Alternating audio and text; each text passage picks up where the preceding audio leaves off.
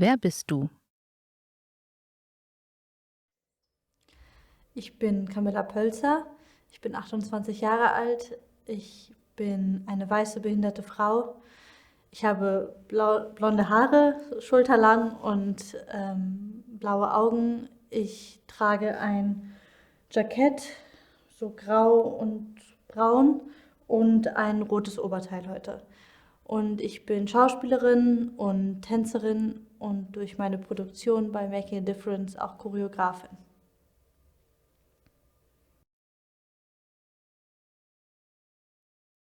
Was ist deine Verbindung zu Making a Difference?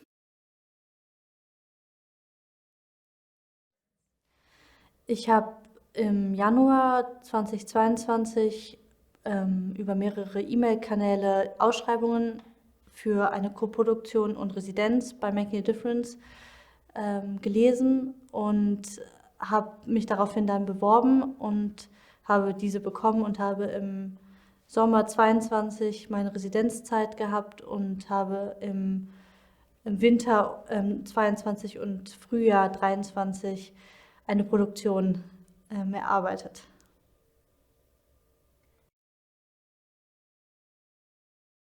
Woran hast du während deiner Residenz und Koproduktion gearbeitet? Ich habe mich mit in beiden, also sowohl in der Residenzzeit als auch in der Co-Produktionszeit mit Heldinnen beschäftigt, mit dem Blick auf Heldinnen, vor allen Dingen auf weibliche Heldinnen und auf behinderte Heldinnen und habe ganz viel dazu geforscht, ob es überhaupt welche gibt, wie sie dann gezeigt werden, weil meistens werden männliche Helden gezeigt, die ganz viele Attribute haben, die sehr männlich konnotiert sind, wie stark sein und immer kampfbereit sein und Einzelkämpfertum und so weiter. Und was sind daran die weiblichen Aspekte? Was ist, wenn ich diese Aspekte erstmal so ungefiltert auf meinen Körper übertrage? Was macht das mit mir?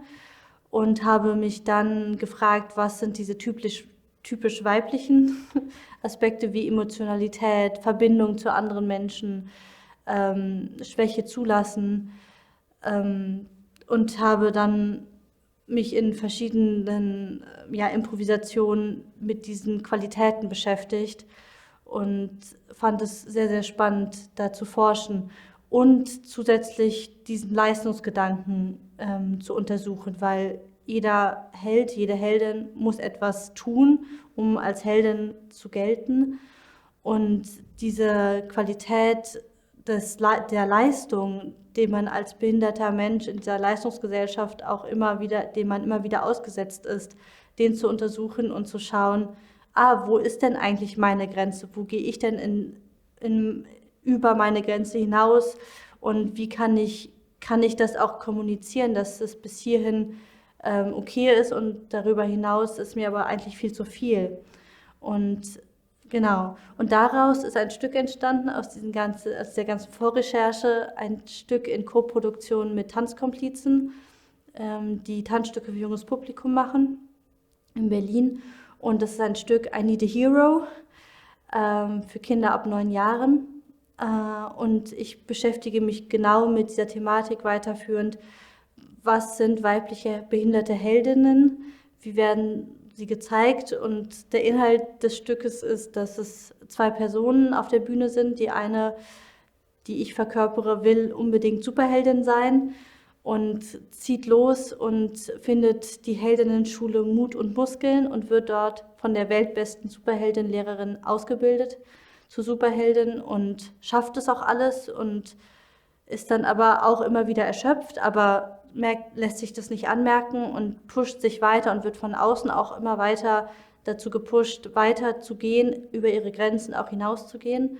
In ihrer ersten Mission merkt sie, dass ihr das eigentlich zu viel ist alles und sie ruft laut Stopp und beginnt zu hinterfragen, ob sie überhaupt Superheldin sein will und das will sie, aber wie und ob das Setting überhaupt stimmt für sie und das stimmt einfach nicht für sie und sie braucht eigentlich mehr Pausen und will nicht immer kampfbereit sein und will ihr eigenes Tempo bestimmen.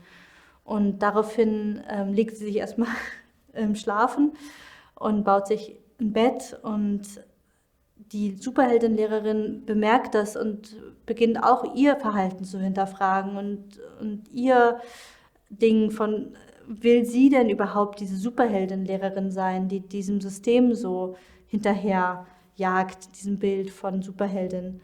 Und daraufhin nähern sich die beiden Figuren auf Augenhöhe an und beginnen ihre eigene Welt als Superheldinnen zu definieren und zu suchen auch miteinander. Woran arbeitest du gerade? Was interessiert dich künstlerisch? Ich habe gerade kein eigenes Stück jetzt in Aussicht, sofort, aber will unbedingt das Stück I Need a Hero weiter spielen, will eine Wiederaufnahme machen und mich auf Festivals bewerben. Und künstlerisch interessiert mich tatsächlich, weil ich aus dem Schauspiel komme, was also das Genre Schauspiel und Tanz miteinander gemein haben und wo sind die Unterschiede und wie kann man damit spielen, wenn man sich an Themen abarbeitet, um die beiden, also die Kunstformen miteinander zu verbinden. Was braucht man aus welcher Kunstform, damit man coole Stücke entwickelt?